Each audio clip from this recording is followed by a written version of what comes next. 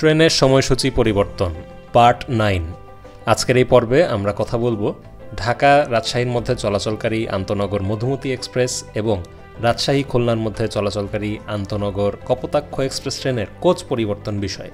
Madhumati express ট্রেনের কোচগুলো কপোতাক্ষতে যুক্ত হবে এবং কপোতাক্ষ এক্সপ্রেসের কোচগুলো মধুমতি এক্সপ্রেসে যুক্ত হবে। বিস্তারিত জানবো ভিডিওতে।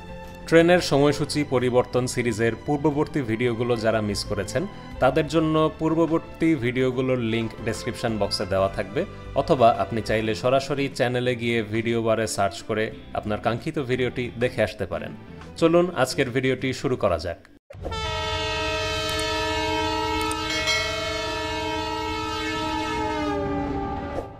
সম্মানিত দর্শকবৃন্দ, আসসালামু আলাইকুম। রেল ম্যানিয়া বিডিতে আপনাদের সবাইকে স্বাগতম। আমি আপনাদের সাথে আছি মোহাম্মদ আবদুল্লাহ ওমর। তো আজকে আমরা আলোচনা করতে যাচ্ছি আন্তনগর মধুমতি এক্সপ্রেস, যেটি ঢাকা রাজশাহীর মধ্যে চলাচল করে ভায়া পদ্মা সেতু, এবং খুলনা রাজশাহীর মধ্যে চলাচলকারী আন্তনগর কপোতাক্ষ এক্সপ্রেস। এই দুটি ট্রেনের কিন্তু কোচ পরিবর্তন হতে চলেছে, জাস্ট অদল বদল হবে। অর্থাৎ কপোতাক্ষর যেই কোচগুলো নিয়ে চলছে সেই কোচগুলো মধুমতি পাবে, এবং মধুমতি যেই পিটি ইনকা 16 সালের কোচ নিয়ে চলছে সেগুলো কপোতাক্ষ এক্সপ্রেস পাবে।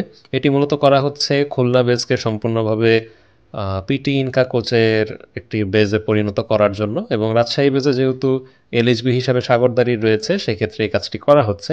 তো মূলত আমরা প্রথমে ভেবেছিলাম যে আগামী 10 তারিখেই হয়তো কোচ পরিবর্তন হতে যাচ্ছে, কিন্তু এমনটি নয়। আমরা চেক করেছি যে আসলে কপোতাক্ষ এক্সপ্রেসের কিন্তু আগামী যে দেখুন 15 তারিখ পর্যন্ত কিন্তু টিকিট ছাড়া হয়েছে। এইদিকে 16 তারিখে কিন্তু কপোতাক্ষ এক্সপ্রেসের কোনো টিকিট নেই।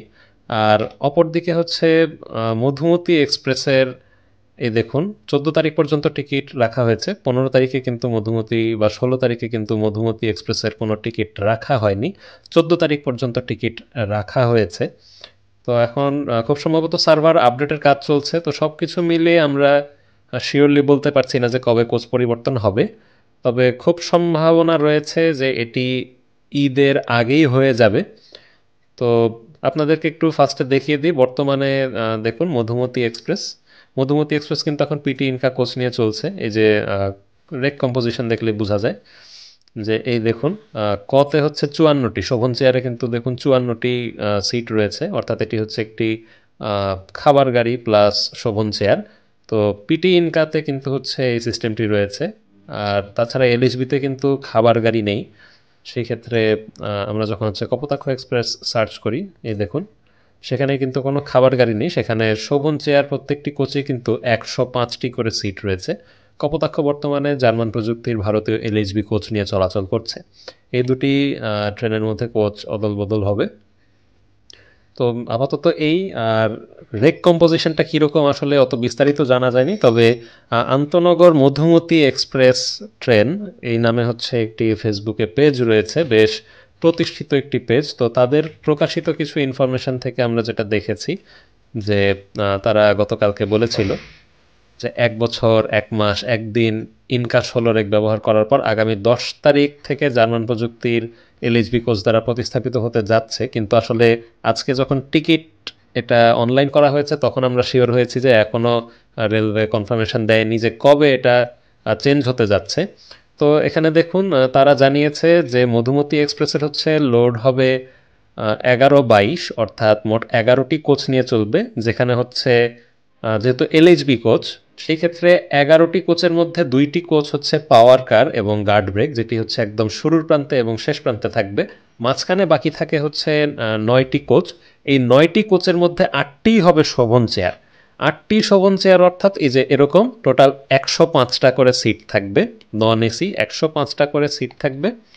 আর একটা হচ্ছে তাপানুকূল এসি সিট বা স্লিপার বা কেবিন নামে আমরা যেটা চিনি। রাত্রিবেলা হচ্ছে শুয়ে থেকে যাওয়ার উপায় রয়েছে, এবং দিনের বেলা গেলে সিটের মতো বসে যেতে হবে। কোনো স্নিগ্ধা কোচ থাকছে না, অর্থাৎ কোনো এসি চেয়ার সিট থাকছে না। এখানে হচ্ছে তারা একটি ডেমো দিয়ে দিয়েছে, এই যে দেখুন মধুমতি এক্সপ্রেস দ্বারা প্রকাশিত। এটা হচ্ছে এলএইচবি টোটাল 105টি সিটের যে শোভন চেয়ার সেটার বিন্যাস। আর এটা হচ্ছে এসি কেবিন, এটা হচ্ছে এসি সিট, অর্থাৎ হচ্ছে দিনের বেলাতে যখন আপনি ভ্রমণ করবেন তখন হচ্ছে এরকম, এই যে 1 থেকে 8 পর্যন্ত হচ্ছে এগুলা ডাবল কেবিন, 9 থেকে 12 সিঙ্গেল কেবিন, এইভাবেই বিন্যাসে সাজানো রয়েছে। এবং রাত্রিবেলা এটাই হচ্ছে সিট সংখ্যা অর্ধেক হয়ে যাবে, অর্থাৎ দিনে 48 জন ভ্রমণ করতে পারলে রাত্রিবেলা হচ্ছে 24 জন ভ্রমণ করতে পারবে। এখন একটি ডাবল কেবিনে দিনের বেলা 8 জন বসে যায়, আর রাত্রিবেলা হলে সেই কেবিনে 4 জন ভ্রমণ করবেন, এবং একটি সিঙ্গেল কেবিনে দিনের বেলা 4 জন, রাত্রিবেলা 8 জন ভ্রমণ করবেন। এটাই হচ্ছে কেবিনের বৈশিষ্ট্য। আর তাছাড়াও তারা হচ্ছে স্নিগ্ধা, অর্থাৎ এসি চেয়ার আমরা যেটাকে বলি, সেটারও একটি বিন্যাস দিয়ে রেখেছে। ভবিষ্যতে মধুমতি এক্সপ্রেস ট্রেনেও কিন্তু স্নিগ্ধা কোচ সংযুক্ত হওয়ার অনেক বড় একটি সম্ভাবনা রয়েছে। আহ, খুব দ্রুতই হয়তো আমরা দেখতে পাবো, যদিও অফিসিয়ালি স্নিগ্ধা কোচ যুক্ত করার কোনো ইনফরমেশান আমরা পাইনি। যদিও যুক্ত হয়, কোচ রিপ্লেস হওয়ার 1 মাস 1.5 মাস 2 মাস পরে হয়তো যুক্ত হবে, তবে স্নিগ্ধা কোচ অবশ্যই যুক্ত হবে, এটা খুবই ইম্পর্টেন্ট, কেবিনের থেকেও ইম্পর্টেন্ট স্নিগ্ধা। দেখা যাক। তো স্নিগ্ধাতে হচ্ছে মোট 78টি সিট থাকে এলএইচবিতে, আর ইনকাতে থাকে 80টি সিট। তো তারা আপাতত এটুকুই জানিয়েছে। আর অপরদিকে হচ্ছে তারা যেটা বলছে যে কপোতাক্ষ এক্সপ্রেসে কিন্তু এই যে দেখুন, তারা এখানে হচ্ছে পোস্ট করেছিল যে এলএইচবির কম্পোজিশন হচ্ছে মধুমতির জন্য 12/22 লোড, 11/22 লোড, অর্থাৎ মধুমতি হচ্ছে 11টি কোচ নিয়ে চলবে। আর এইদিকে তারা উল্লেখ করেছিল যে কপোতাক্ষ এক্সপ্রেসের লোড নির্ধারণ করা হয়েছে 13-26। তো এখানে হচ্ছে এখন কতটি চেয়ার থাকছে কি থাকছে আমরা আইডিয়া করতে পারছি না। 13টির মধ্যে যেটা কনফার্ম সেটি হলো একটি পাওয়ার কার থাকবে, এবং পাওয়ার কারের মধ্যে কিছু শোভন চেয়ার থাকবে, 2 প্রান্তে 2টি গার্ড ব্রেক এবং শোভন চেয়ারের কম্বিনেশন থাকবে, একটি এসি কেবিন, আচ্ছা নন এসি কেবিন বলেছে, একটি এসি চেয়ার অর্থাৎ হচ্ছে একটি স্নিগ্ধা থাকবে, আর একটি নন এসি কেবিন অর্থাৎ ফার্স্ট ক্লাস বলে আমরা যেটাকে চিনি নন এসি কেবিন সেটা থাকবে। এখানে কোনো এসি কেবিন থাকবে না, আর বাকিগুলো হচ্ছে শোভন চেয়ার হবে। এখনও কোনো বিস্তারিত ইনফরমেশানের থেকে বাইরে পাওয়া যায় নাই। তো এই ছিল মোটামুটি, এখনও আমরা শিওর হতে পারছি না যে ঠিক কবে পরিবর্তন হচ্ছে, তবে খুব শীঘ্রই কোচ পরিবর্তন হতে চলেছে, খুব সম্ভাব্য ঈদের আগেই। দেখা যাক। আজকে এই পর্যন্তই আমাদের কাছে আপডেট ছিল, সাথে থাকার জন্য ধন্যবাদ। দেখা হবে পরবর্তী ভিডিওতে।